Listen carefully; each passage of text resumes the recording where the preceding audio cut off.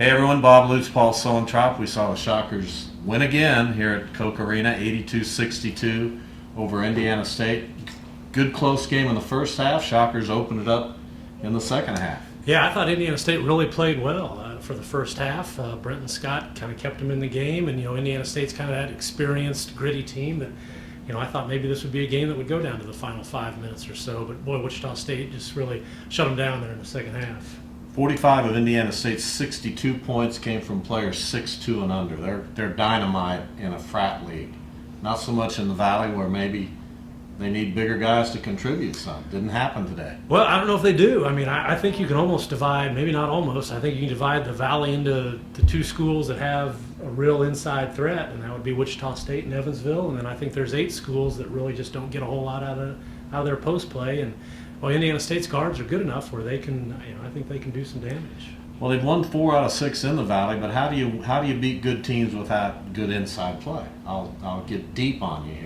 Yeah, well, I think a lot of times they get inside play from their guards who, can penetrate and fast break. They didn't get many fast break points today, if any, and you take that aspect away from them, and it is really glaring when you don't have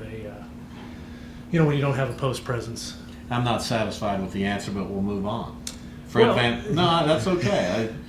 We know what the Valley is. There's not a lot of big guys who can do a whole lot in this conference. And I think judging teams how they do against Wichita State is a totally different thing than judging them about how they do against the other 9 schools in the Valley. So. No question.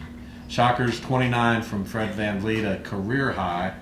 He looked as good as he's looked really all year, kind of reminiscent of how he finished last year.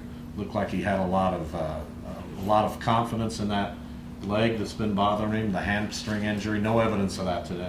No, and against some pretty good defensive guards. I think maybe Brenton Scott isn't the greatest defender, but I think Christian Smith and Devontae Brown are both seniors, guys that have been around. So for Fred to do that to them, I think is a really good sign. Now, a game we pointed to before the season ever started is coming up Wednesday night at Northern Iowa, and I got to tell you, they're in the unsolved mysteries category to me. They lost by 10 at home to previously winless Loyola yesterday, scored 41 points, been reeling for a while now. What's the matter with the Panthers?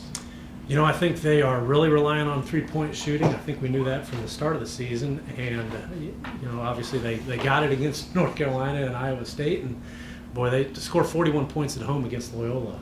Tell the people about the homework assignment that Greg Marshall gave you. Well, Greg Marshall's theory might have told me that maybe the Valley's better than we think, and I'm not sure I'm buying into that. I think Loyola had lost at home to Bradley, right. So Bradley's only win in the conference. So we're looking at some strange stuff in this league right now. I really don't know what to make of it, but it looks like the Shockers have a run here where they're gonna beef up a little bit. I expect them to win at Northern Iowa. Then you come home and you play Bradley and Loyola before you have to go to Evansville, and I guess that's now the game we're all pointing toward. That is the game. What's scary about Northern Iowa, though, they can shoot, and playing at home, it'll be a big crowd, and it still strikes me as a somewhat dangerous situation. What's your favorite steakhouse in Wichita, Paul? Because if the Shockers lose at Northern Iowa, I'm taking you there. Because I agreed with you. Northern Iowa, obviously, we saw them last year at home dismantle Wichita State. Impressive performance. But something is amiss, and it goes deeper than just losing at home to Loyola. There's something wrong in the system right now. 41 points that's a bad sign. All right. What Greg Marshall wanted to know was, has a team ever beaten North Carolina and Iowa State and then played on Thursday in the Missouri Valley Conference? That's a great question. I would guess no. Probably not. Would be the easy answer to that one. Shockers win it here today, 82-62 over Indiana State. Paul will be in Cedar Falls, Iowa this week on Wednesday to bring that to you. We'll see you soon.